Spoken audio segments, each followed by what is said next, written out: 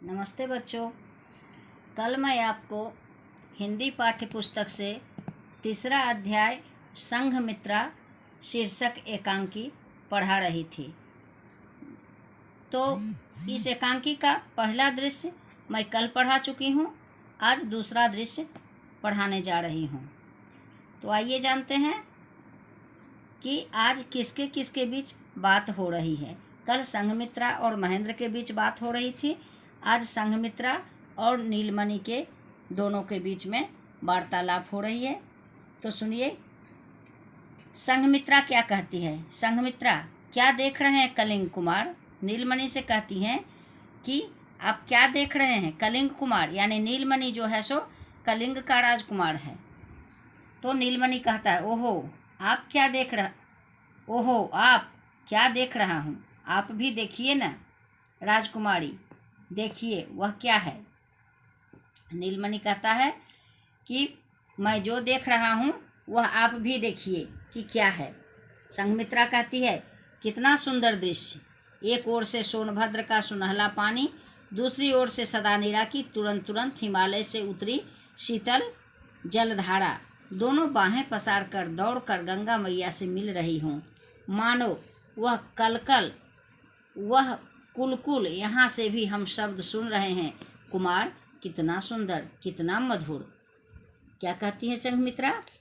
ये प्राकृतिक दृश्य के बारे में बताती हैं, उसकी शोभा के बारे में बता रही हैं कि इधर सोनभद्र नदी है और उधर सदानीरा है और हिमालय से जो उतरी शीतल जलधारा है, लगता है जैसे कि दोनों बाहें पसार कर गंगा मैया से मिल रही हों।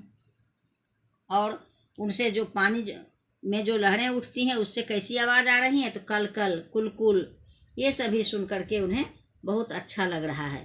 नीलमणि कहता है, केवल यही देख रही हैं आप? फिर कहती है संघमित्रा, नहीं नहीं, यह भी देख रही हूँ कि अस्ताचलगामी सूर्य की किरणों के स्पर्श से गंगा की उर्मियाँ किस प्रकार स्वर्णिम हो रही हैं। कहते हैं कि यह भी देख रही हूँ कि यह डूबते हुए सूर्य की किरणों से गंगा की जो ये लहरें हैं वह किस तरह से स्वर्णिम हो रहे हैं, चमकीले दिख रहे हैं, सुनहले दिख रहे हैं, और उन पर नागरिकों की सजी सजाई नौकाएं पुष्प वाटिका में उड़ती तितलियों की तरह किस शान से तैर रही हैं। और क्या कहते हैं, उस गंगा में जो सजी सजाई ये हैं नौकाएं हैं, वह कैसी लग रही है?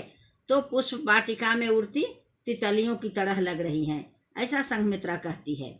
तो नीलमणि कहता है, रहने दीजिए, आप बिल्कुल कवि हैं, आप नहीं देख सकती। नीलमणि कहता है कि संघमित्रा जो है सो कवि की दृष्टि से देख रही है, तुम वास्तविकता नहीं देख सकती हो। संघमित्रा कहती है, सत्य नहीं देख सकती तो क्या मैं झूठ कह रही हूँ?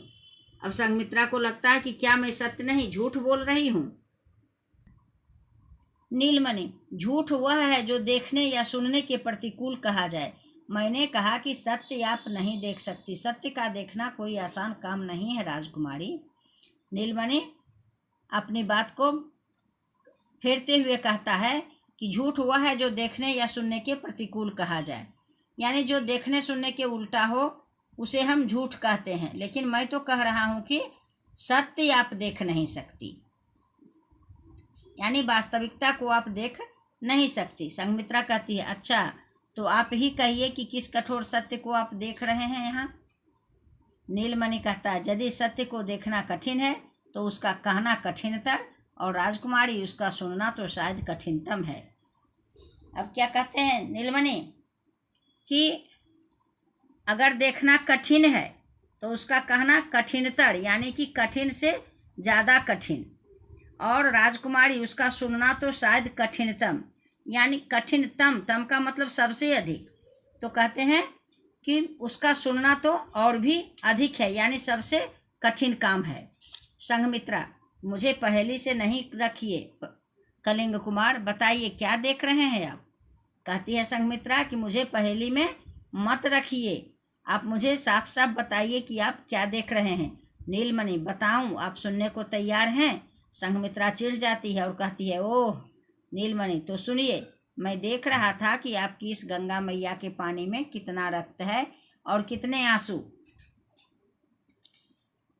नीलमणि कहता है कि आपकी जो गंगा मैया है उसमें रक्त और आंसू मिले हुए हैं, लेकिन मुझे यह देखना है कि उसमें आंसू का कितना भाग है और रक्त का कितना भाग है। तो संघमित्रा आश्चर्य से कहती है, रक्त आंसू गंगा के जल में? नीलमणि, हाँ राजकुमारी, रक्त आंसू मैं देख रहा हूँ कि गंगा की इस उज्ज्वल धारा में रक्त ही रक्त है, आंसू ही आंसू हैं। संघमित्रा, यह क्या कह रहे हैं आप? नीलमणि, सत्य, नग्न सत्य, जो पर्दे के पीछे है वह कठोर सत्य। यह गंगा, यह विशाल नदी, यह आप लोगों की साम्राज्य लिप्सा की प्रतीक है।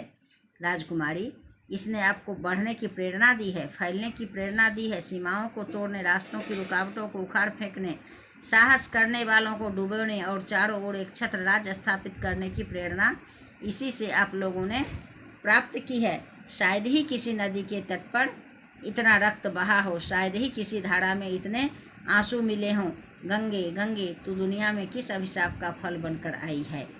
अब नीलमणि कहता है कि यहाँ की जो नदियाँ हैं, ये गंगा है, ये सब क्या है? इससे आपको बढ़ने की प्रेरणा मिली है और आपका जो यह साम्राज्य लिप्सा है उसी का यह फल है। तो क्या कहता है नीलमणि कि गंगे गंगे, तू दुनिया में किस अभिशाप का फल बनकर आई है? कि पता नहीं कौन सा अभिशाप यानी श्राप का फल तुम हो।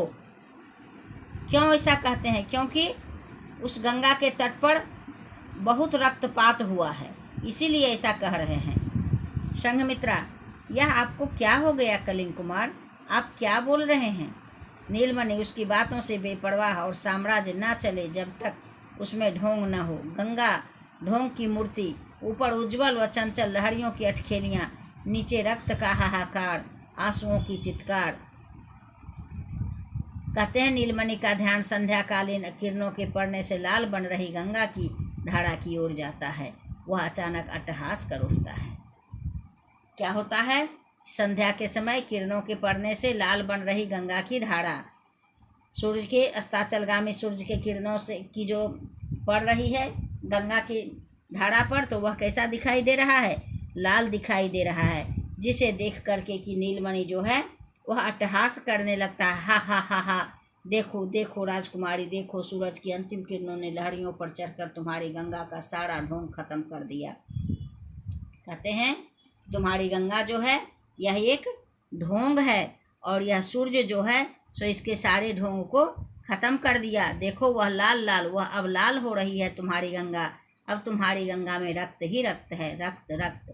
कहते हैं कि वह जो लाल दिखाई दे रही है सो क्या है? यह जो भीषण रक्तपात हुआ है वही रक्त दिखाई दे रहा है। यानी इसकी यह भावना है कि वहाँ जो इतना नरसंहार हुआ है, रक्तपात हुआ है, तो गंगा की नदी जो है उसमें से रक्त दिखाई पड़ रहा है।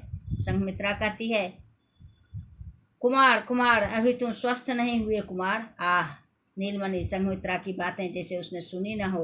रक्त रक्त, संघमित्रा की आंखों में आंसू देखकर, और यह तुम्हारी आंखों में आंसू। उफ गंगे, तुम्हारी धारा में रक्त ही रक्त है, तुम्हारे तट तट पर आंसू ही आंसू हैं, रक्त आंसू चिल्लाता है। इन पंक्तियों में हम देखते हैं कि नीलमणि का मन जो है सो विह्वल हो रहा है और इसी के वशीभूत वह हमेशा रक्त आंसू चिल्ला रहा है। वहाँ जो युद्ध हुआ है उससे वह भयभीत है और वह ऐसा चित्कार कर रहा है। अब संघमित्रा कहती है, शांत कुमार शांत। संघमित्रा उसको शांत कराती है। नीलमणि, शांत? आह, मैं शांत हो पाता? जिसका घोंसला जला दिया गया हो वह पक्षी भी शांत हो सकता है राजकुमारी? नीलमणि कहता है कि जिसका घोंसला जल गया हो वह शांत कैसे होगा? यानी उसके वहाँ यहाँ क्या हुआ था? भीषण नरसंहार हुआ था, विद्रोह हुआ था, युद्ध हुआ था। तो कहते हैं नीलमणि कि मैं कैसे शांत रह सकता हूँ? मेरे नीलमणि के किले को विध्वंस कर दिया गया था, तो इसलिए ऐसा कह रहे हैं नीलमणि कि मैं शांत नहीं हो सकता। संघमित्रा, घोंसला जला दिया गया हो, हाँ, कुछ रुक कर, किंतु दूसरा घोंसला बन सकता है कुमार। कहती है संघमित्रा कि क्या होगा? घोंसला जला दिया गया है तो दूसरा घोंसला भी बन सकता है। आंखों में अनुराग है, यानी आंखों में प्रेम है। संघमित्रा के आंखों में प्रेम है। नीलमणि क्या कहा? दूसरा घोंसला, क्या इसीलिए मुझे शमशान से उठा कर लाया गया? क्या इसीलिए मेरी चिकित्सा कराई गई? क्या इसीलिए तुम्हारे पिता मुझ पर इतना प्रेम दिखलाते हैं? ढोंग ढोंग, कासाई वस्त्र के नीचे भी इतनी कालिमा। आज मैं यहीं पढ़ाई ख़त्म करती हूँ, क्योंकि यह चैप्टर बहुत बड़ा है। कल इसका शेष भाग पढ़ाऊँगी।